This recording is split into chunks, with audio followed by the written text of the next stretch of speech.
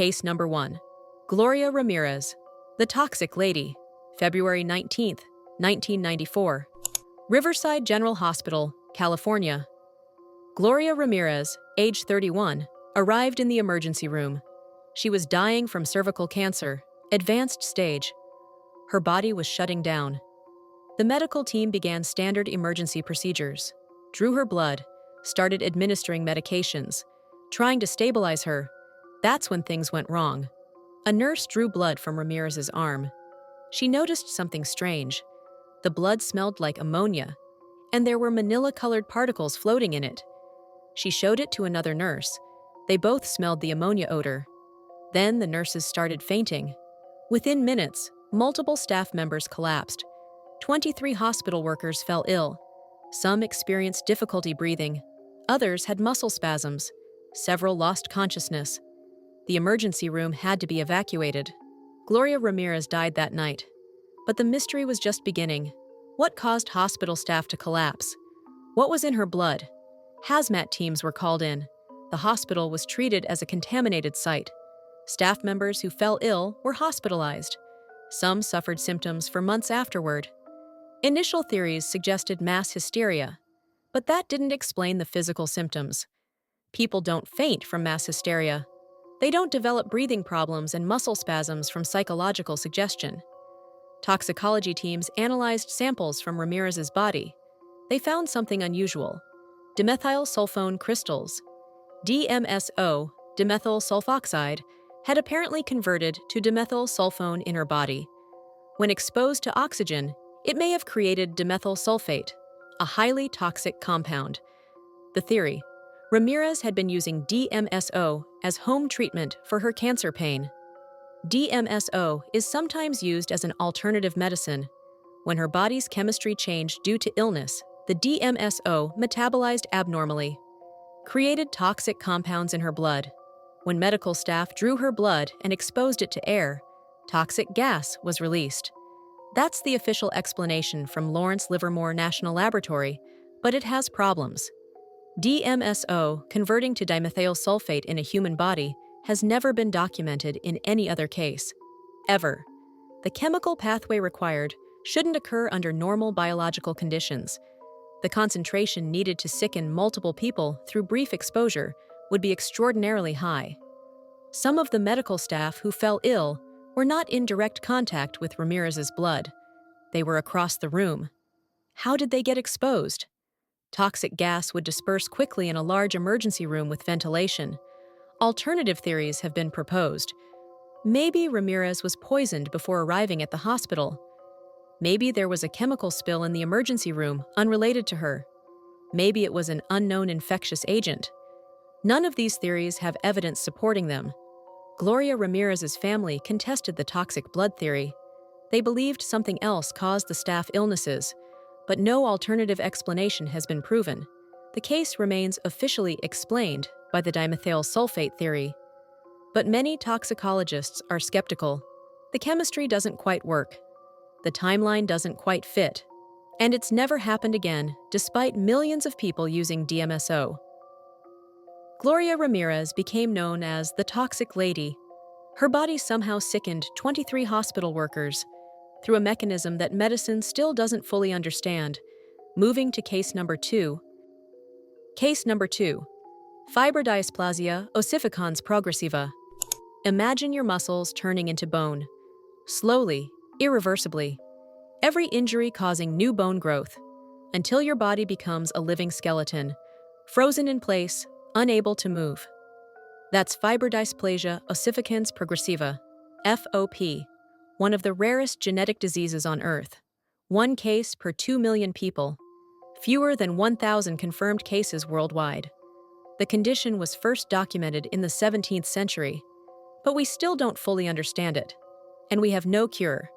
FOP patients are born apparently normal, but they have one telltale sign: malformed big toes, shortened, bent inward. This is often the first clue doctors notice. Then, usually in childhood, the disease activates. Soft tissue, muscles, tendons, ligaments begins ossifying, turning into bone, not replacing the tissue, adding to it, creating extra skeletal structures where none should exist. Any injury triggers it. A fall, a bump, a vaccination injection, even a biopsy. The body's repair response goes haywire. Instead of healing with normal tissue, it creates bone. Surgically removing the bone makes it worse. The surgery site ossifies even more aggressively. Over time, FOP patients become immobilized. Their joints fuse, their spine stiffens, their rib cage solidifies, making breathing difficult. They become trapped inside their own skeletons. Many can only move their eyes and speak by age 30. The genetic cause was identified in 2006, a mutation in the ACVR1 gene. This gene regulates bone formation. The mutation causes it to overreact, interpreting any tissue damage as a signal to create bone. But knowing the genetic cause hasn't led to a cure. The biological pathway is too fundamental. The gene activates during fetal development and remains active throughout life. Shutting it down could have catastrophic effects on normal bone maintenance. Researchers have tried various treatments: bisphosphonates to prevent bone formation, anti-inflammatory drugs to reduce trigger events, gene therapy to correct the mutation. Nothing stops the progression. Some patients live into their 40s. Most die younger, usually from complications. Pneumonia because they can't expand their chest to cough. Malnutrition because their jaw fuses shut. Falling and being unable to get up. The disease raises profound questions. How does the body misidentify tissue type so completely? Bone formation is highly regulated. It requires specific cellular signals. How does muscle tissue receive bone formation signals?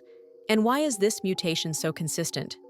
Nearly all FOP cases involve the exact same genetic change, the same nucleotide substitution. This suggests the mutation occurs spontaneously at a specific vulnerable point in the gene.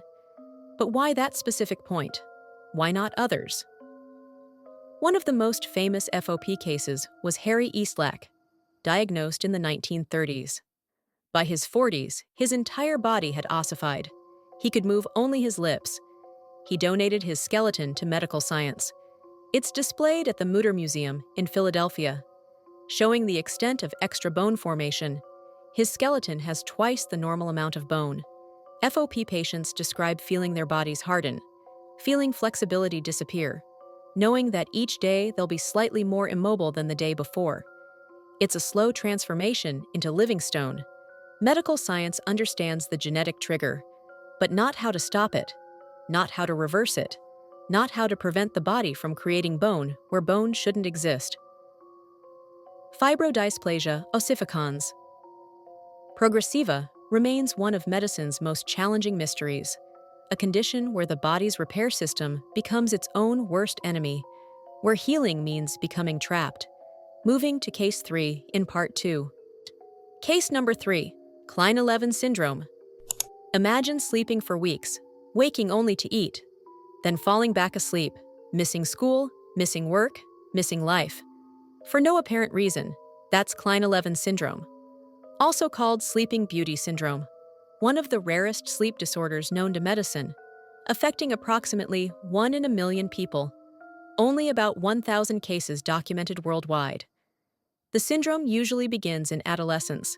Teenagers between 13 and 17, more common in males, appears suddenly without warning. An episode begins abruptly. The patient becomes extremely drowsy. They sleep 18 to 20 hours per day. When awake, they're confused, disoriented, not fully conscious. They may eat excessively, consuming enormous quantities of food without feeling full. Or they exhibit hypersexuality, inappropriate sexual behavior completely out of character. Episodes last days to weeks, sometimes months. Then, just as suddenly, they end. The patient wakes up, returns to completely normal. No residual symptoms, no memory of most of what happened during the episode.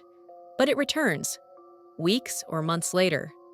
Another episode, then recovery, then another episode. The pattern continues for years, 8 to 12 years on average.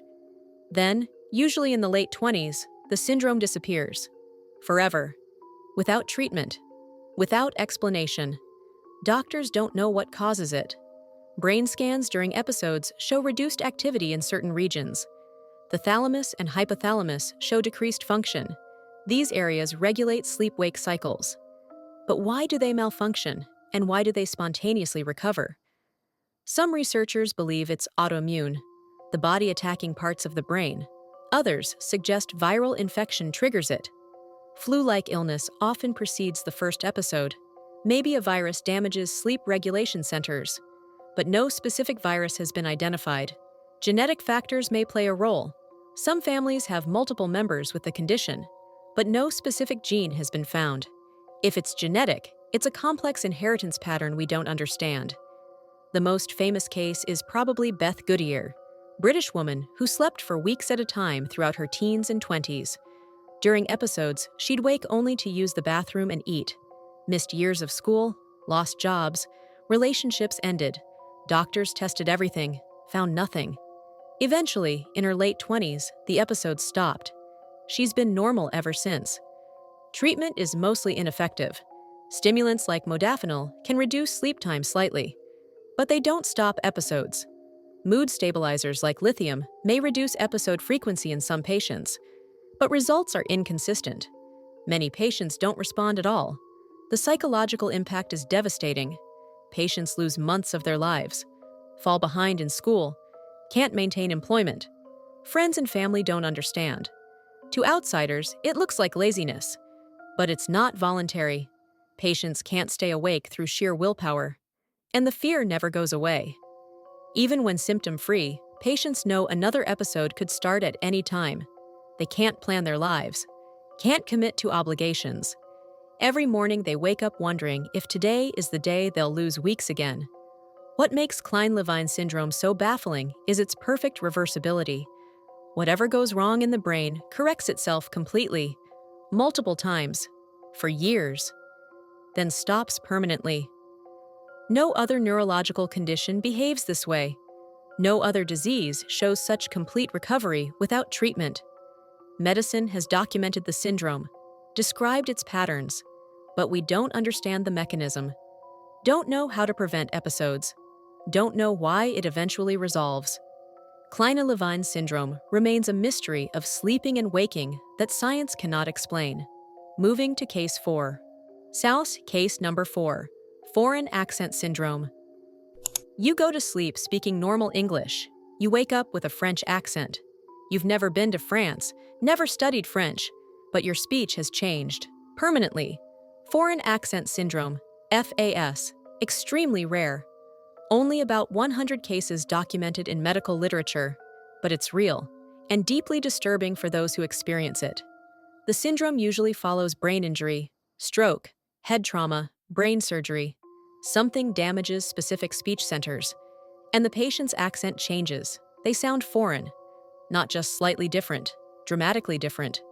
Native speakers of English suddenly sound French, or German, or Chinese, despite having no connection to those places. The accent isn't perfect. Native speakers of the perceived accent can tell it's not authentic, but it's convincing enough that strangers believe the person is foreign. Patients report being treated as immigrants in their own country. People don't believe they're native speakers. The most studied case is probably a Norwegian woman in 1941. She suffered head injury during a German bombing raid. After recovering, she spoke Norwegian with a strong German accent. In wartime Norway, she was ostracized, suspected of being a German spy, despite being a victim of German attack. Another famous case, Karen Butler, American woman who suffered a dental procedure with complications. Woke up speaking with what sounded like a British, Irish, or Scottish accent. Descriptions varied. She'd never been to the UK, never studied British English. Her family didn't recognize her voice. She didn't recognize her own voice. The accent persisted for years. Neuroscientists believe FAS results from subtle changes in speech timing and intonation. Brain injury affects motor control of speech muscles. Timing of syllables shifts. Pitch patterns change. Vowel lengths alter. The changes make speech sound accented. But this doesn't fully explain it. Why do the changes resemble real foreign accents? Why not just disordered speech? The brain damage is random, yet the resulting speech patterns match recognizable accent features from specific language groups. Some researchers propose the brain is using alternate speech pathways. When primary speech centers are damaged, the brain reroutes through different regions. These regions produce speech with slightly different characteristics, which happen to resemble foreign accents. But if that's true, why doesn't it happen more often? Strokes affecting speech areas are common, yet FAS is extremely rare. Most stroke patients develop aphasia, difficulty with language, or dysarthria, difficulty with speech muscles, but not accent changes. The psychological impact on patients is severe. Their identity is tied to their voice. When their voice changes, they feel like a different person. Family members say it's like talking to a stranger. Patients grieve their lost voice. Some develop depression, feel disconnected from their own speech, and there's no cure. Speech therapy doesn't restore the original accent. The brain damage is permanent. Some patients gradually adapt. Their accent may shift slightly, but the foreign quality usually persists. One patient described it as being trapped in someone else's voice. Every time they speak, they hear a stranger. They know what they want to say, but what comes out doesn't sound like them. Imagine that. Your thoughts are your own, but your voice betrays you as foreign. Foreign accent syndrome challenges our understanding of speech and accent. How much of accent is learned? How much is neurological hardwiring? Can brain injury really create patterns that mirror foreign languages the patient never learned? Medicine can describe what happens, can point to brain regions involved, but cannot explain why damage creates foreign-sounding patterns.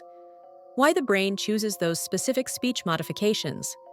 Foreign accent syndrome remains unexplained. Moving to Case 5 in Part 3. Case number 5. Cotard's delusion. Imagine believing you're dead.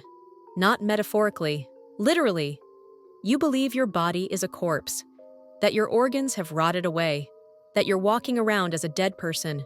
You stop eating, because dead people don't need food. You stop bathing, because dead people don't clean themselves. You may believe you smell like decay, that your flesh is decomposing. This is Cotard's delusion, also called walking corpse syndrome, one of psychiatry's most bizarre conditions. Patients genuinely believe they are dead, or that parts of their body don't exist, or that they've lost their soul. The syndrome was first described by Jules Cotard in 1880, a French neurologist. He documented a patient who believed she had no brain, no nerves, no chest, no stomach, no intestines. She claimed she was just walking dead flesh. She refused to eat, eventually died of starvation. Since then, about 200 cases have been documented. It's rare, but consistently reported. Usually occurs alongside severe depression or schizophrenia, but not always. Some cases have no other psychiatric symptoms. One patient, a Scottish man, was treated in 1995. After a motorcycle accident, he recovered physically, but became convinced he was dead. He believed his brain had died in the accident, that he was now in hell. He told doctors nothing would convince him otherwise, because only dead people go to hell.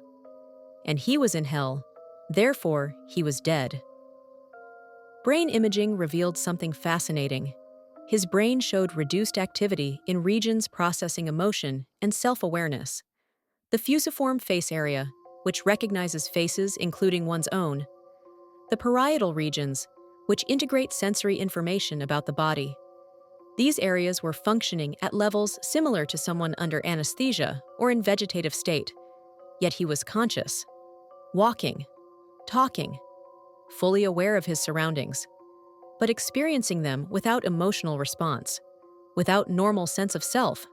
Some neuroscientists propose Cotard's results from disconnect between perception and emotion. Patients see themselves but feel nothing, no emotional recognition. The brain interprets this absence as evidence of death, because living people have emotional responses. No emotional response must mean death. This theory is called the disconnection hypothesis. Sensory information arrives, but doesn't connect to emotional centers. The brain tries to make sense of this impossible situation, concludes the person must be dead. But this doesn't explain why the specific conclusion is death. Why not just emotional numbness? Why construct an elaborate delusion of being deceased? Another theory suggests it's related to Capgras delusion, where people believe loved ones have been replaced by identical imposters. Maybe Codards is Capgras applied to oneself. You look at your reflection, recognize the face, but feel no connection to it. Conclude it must be a dead version of you. Treatment is difficult. Antidepressants and antipsychotics help some patients. Electroconvulsive therapy has shown success, but the delusion is often resistant. Patients can acknowledge intellectually that they're alive. They can walk, talk, think, but they still feel dead. The feeling overrides logic. One patient described it as existing in a gray void. She could perceive the world, but felt no connection to it, like watching life through a television screen. She knew she was thinking, therefore something existed. But it didn't feel like living. It felt like being a ghost, a consciousness without a body. Cotard's delusion raises profound questions about consciousness and self. How do we know we're alive? Beyond logical proof. We feel alive. But what creates that feeling? Cotard's patients lose it, and their entire reality transforms. Medicine can treat symptoms, but doesn't fully understand the underlying mechanism. How does the brain construct the experience of being alive? And what happens when that construction fails? Moving to case 6. Case number 6. Aquagenic urticaria. Water touches your skin. Hives erupt. Burning, itching, painful welts. Within minutes. From water. The substance that makes up 60% of your body. Aquagenic urticaria. Water allergy. One of the rarest allergies in medical literature. Fewer than 100 documented cases worldwide.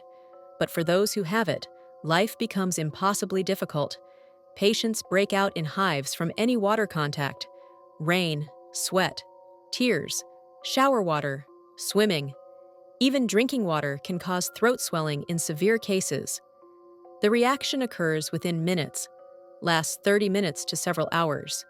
It's not a true allergy. Allergy requires immune system producing antibodies against a substance. Water is too simple, too fundamental to biochemistry. The body can't produce antibodies against H2O. We're made of water. So what's happening? Theories vary. None are proven. One theory: something dissolved in water causes the reaction, not the water itself, but trace minerals, chlorine, fluoride, something in tap water. But patients react to distilled water too. Pure H2O with nothing dissolved. So that doesn't fully explain it. Another theory: water changes something in the skin. Maybe it dissolves compounds in skin oils, releases histamine-like substances.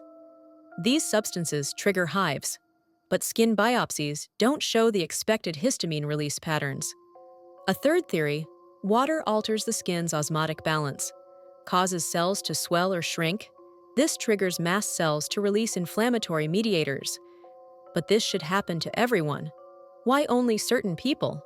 The most recent theory involves aquaporins, water channel proteins in cell membranes. Maybe some people have abnormal aquaporins. Water flowing through them incorrectly activates immune responses. But genetic testing hasn't found consistent aquaporin mutations in patients. One of the most publicized cases is Rachel Warwick from England. Diagnosed as a teenager, she could shower only briefly, once per week. She couldn't go outside if it was raining, couldn't exercise because sweat caused hives, couldn't cry without breaking out. Her life revolved around avoiding water. She described the sensation as skin burning, like touching a hot stove. But all over, wherever water touched. She had to plan everything around water avoidance. Couldn't go to beaches, couldn't attend swimming pools. Dating was complicated, social events difficult, treatment is limited. Antihistamines reduce severity slightly, but don't prevent reactions. Some patients try phototherapy. UV light seems to help some cases. Nobody knows why. Capsaicin cream, yes, the compound in hot peppers, helps some patients. Again, mechanism unknown. Some patients report their symptoms vary. Sometimes worse, sometimes better. Stress seems to worsen it. Hormones may play a role. Many female patients report changes with menstrual cycle, but patterns aren't consistent. The psychological toll is enormous. Patients become isolated. Basic hygiene becomes torture. They know they smell because they can't shower regularly, but showering causes agony. They're trapped, and there's no cure. Patients manage. They learn to take very quick showers, use minimal water. Some wear protective clothing in rain. Some move to dry climates. Anything to reduce water exposure. Aquagenic urticaria defies medical understanding. Water is essential to life. Every cell contains it. Every body process requires it. How can the body react against water? What mechanism could evolution possibly have for triggering immune response to A2O? Medicine has documented the condition, photographed the hives, tested various triggers, but cannot explain the underlying pathology, cannot explain how water, the molecule of life, becomes an enemy. Moving to Case 7 in Part 4. Case number 7, encephalitis lethargica. Between 1915 and 1926, a strange disease swept the world. Victims fell into deep sleep. Some never woke up. Others woke up but were changed, frozen, unable to move, trapped inside their own bodies. It was called encephalitis lethargica, sleeping sickness. Over 1 million people were affected. 1/3 died during the acute phase. Most survivors developed severe neurological problems, Parkinsonian symptoms, movement disorders, psychiatric issues. Then, in 1927, it vanished. As mysteriously as it appeared. No new cases. The epidemic ended, and medicine never understood what caused it. The disease began with flu-like symptoms: fever, headache, sore throat. Then came the sleep. Patients became overwhelmingly drowsy. They would sleep for days, weeks, months, some in comas for years, others in states between sleep and waking, able to be roused briefly, then falling back asleep. During sleep, their eyes would move. They seemed to be conscious inside, aware but unable to wake fully. Some patients later described experiencing everything while unable to respond, trapped in sleep, hearing doctors, feeling procedures, unable to signal they were there. Survivors often developed devastating consequences. Parkinsonism appeared within months or years. Patients lost ability to initiate movement. They would freeze mid-action, stand motionless for hours, unable to move without external prompting, similar to Parkinson's disease, but often more severe. Some developed psychiatric symptoms, compulsive behaviors, tics, personality changes. Children who survived sometimes became aggressive, impulsive, criminal behavior in some cases. The most famous survivors are those described by Oliver Sacks in his book Awakenings. Patients who contracted the disease in the 1920s survived, but became frozen, spent decades in institutions, unable to move, unable to speak, but aware, conscious inside. In the 1960s, Sacks treated them with L-Dopa. The drug briefly awakened them. For weeks or months, they could move, could speak, could interact. Then the drug stopped working, or caused severe side effects. They returned to frozen states. What caused encephalitis lethargica? Nobody knows. It appeared during the 1918 influenza pandemic. Many researchers assumed it was related to the flu virus, but no evidence confirmed this. The flu virus doesn't cause these symptoms, and encephalitis lethargica continued after the flu pandemic ended. Autopsies showed inflammation in specific brain regions, the basal ganglia, the substantia nigra, areas controlling movement. But what caused the inflammation? No pathogen was consistently found, no bacteria, no virus identified. Some researchers proposed an autoimmune mechanism. Maybe infection triggered immune response.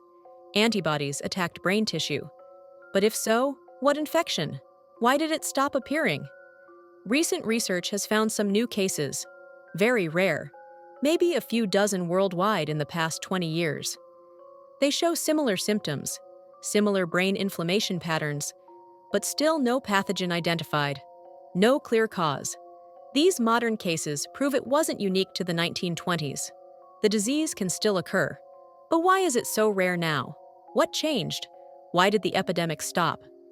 Some theories suggest the causative agent is still out there, a virus that circulates, occasionally infects people. But most modern cases are misdiagnosed or don't come to medical attention.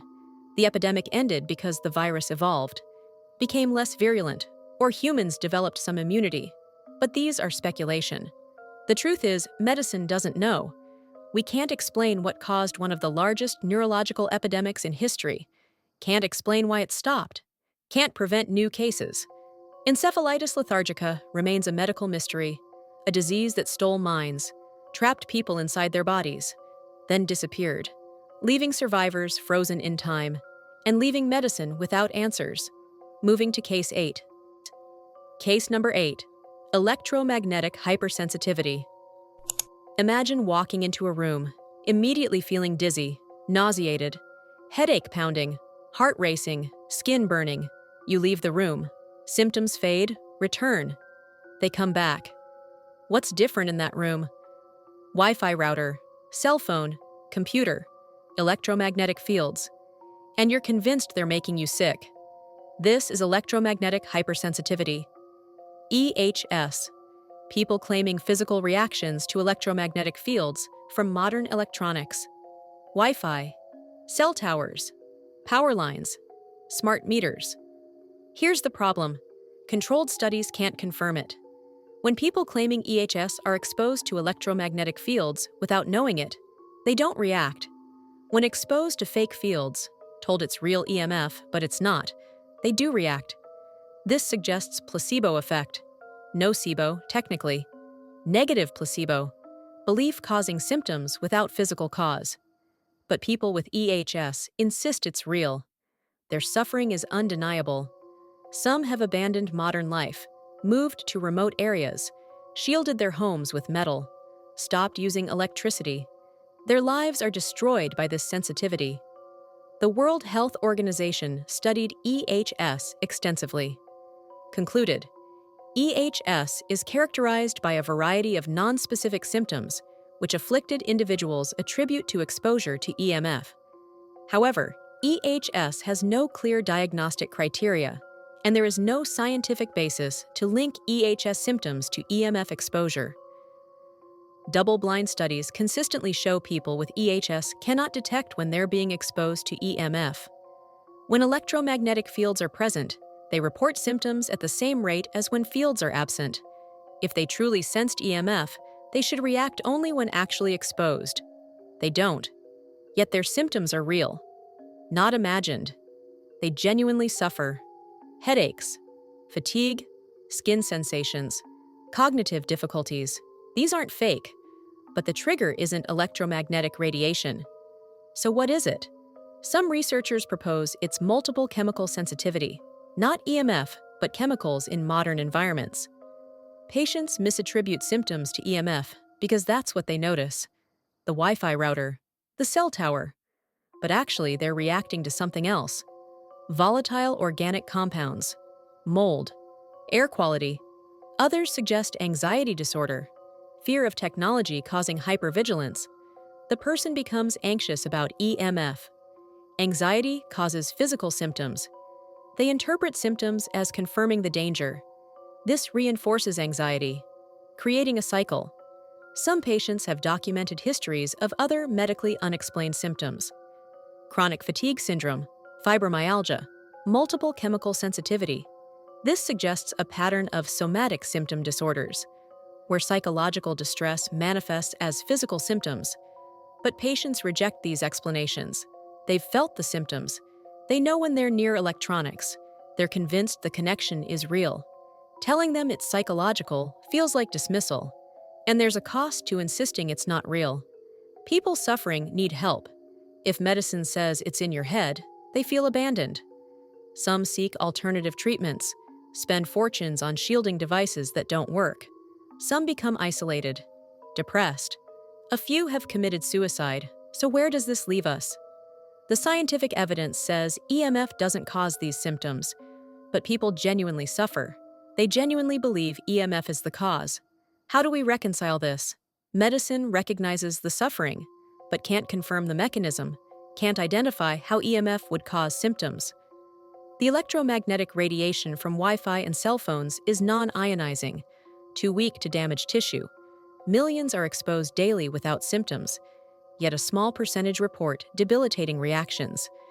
Their symptoms are real. Their belief is sincere, but the causal link cannot be demonstrated. Despite hundreds of studies, despite billions of dollars of research, electromagnetic hypersensitivity remains medically unexplained, not because symptoms aren't real, but because the proposed mechanism doesn't hold up under testing. Medicine can't explain why these patients suffer, or how to help them, beyond treating symptoms and addressing psychological factors. Moving to the final two cases in Part 5. Case number 9. Exploding head syndrome. You're falling asleep, on the edge of consciousness. Suddenly, boom! An explosive sound, deafening, inside your head. You jolt awake, heart pounding, terrified, but there's no actual sound, no explosion, nothing happened. This is exploding head syndrome, EHS. Different from electromagnetic hypersensitivity, a sleep disorder where people hear loud noises that don't exist. During the transition between waking and sleeping, the sounds vary: explosions, gunshots, cymbal crashes, door slamming, thunder, always loud, always startling, always during sleep onset, or sometimes during waking. It's more common than you'd think. About 10 to 15% of people experience it at least once. Some have it regularly, several times per week. Most people never report it. They think it's too strange, or they're embarrassed. The syndrome was first described in 1920, but not widely studied until recently, because patients rarely sought medical help, and doctors often dismissed reports as nightmares. But it's not a dream. Patients are awake when it happens, or becoming awake. They remember it clearly, distinct from dream experiences. What causes it? Nobody knows. Brain imaging during episodes hasn't been achieved. They're too unpredictable to catch during scanning. EEG studies show some unusual activity during sleep-wake transitions, but nothing definitive. One theory: during sleep onset, the brain shuts down sensory processing. Usually this happens smoothly, but in EHS patients, neurons in auditory cortex fire randomly as they shut down. The brain interprets this activity as sound, loud sound, explosion. Another theory involves the reticular formation, the brain region controlling arousal and sleep-wake transitions. Maybe it malfunctions, sends incorrect signals, creates perception of sudden loud noise to wake the person. An evolutionary alarm system gone haywire.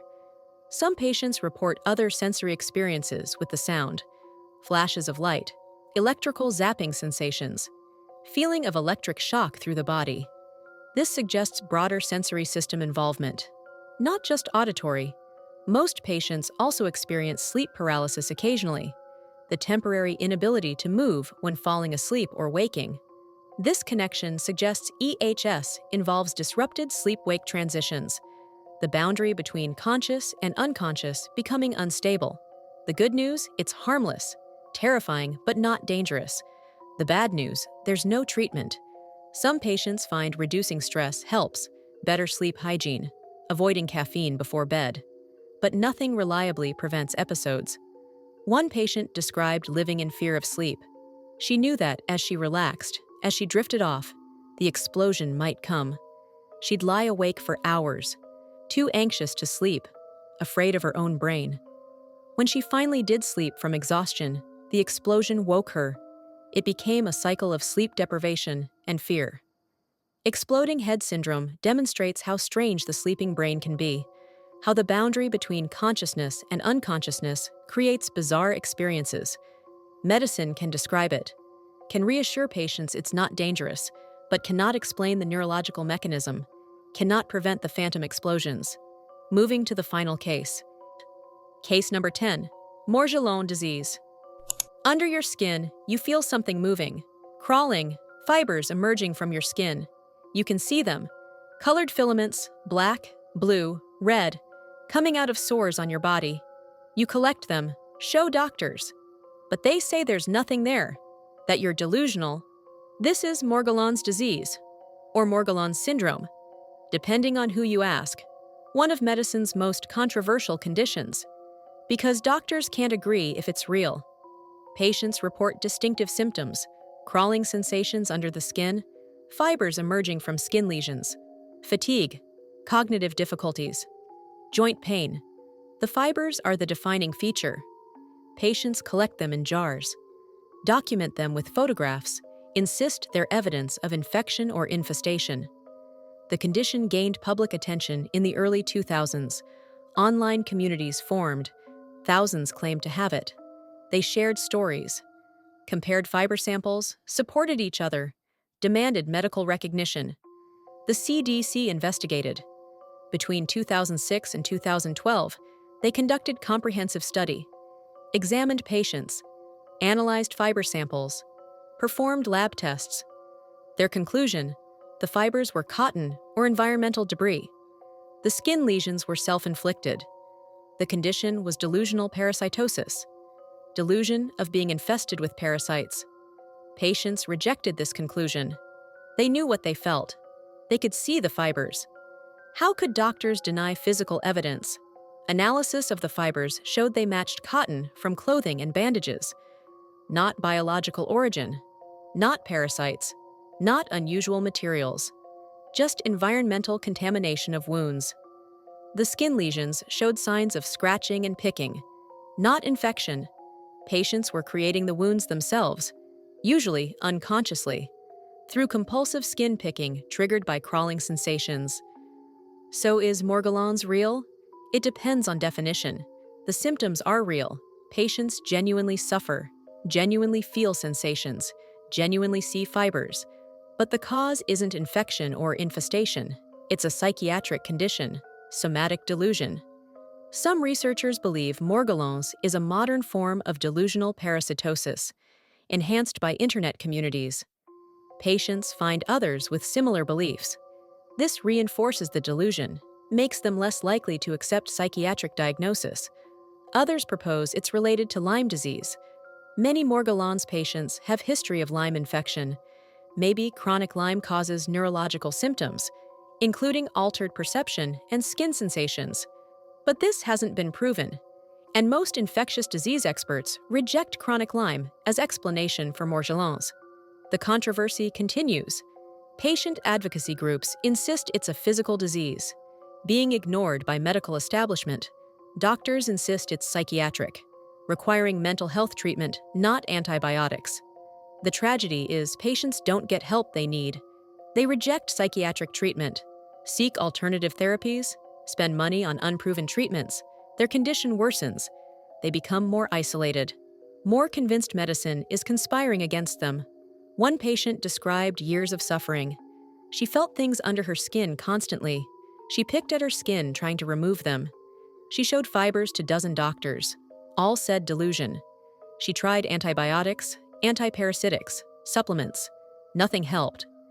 Finally, after psychiatric treatment and antipsychotic medication, the sensations faded. The fibers stopped appearing. She realized they were never real, but she'd lost years to the delusion. Morgellons disease, or syndrome, represents the challenge of medically unexplained symptoms. When patients experience symptoms medicine can't find physical cause for, when physical and psychiatric intersect, when belief and reality diverge, medicine can treat the symptoms, but patients must accept psychiatric framework. Many won't, can't. The delusion feels too real, and so they suffer, caught between their experience and medical explanation.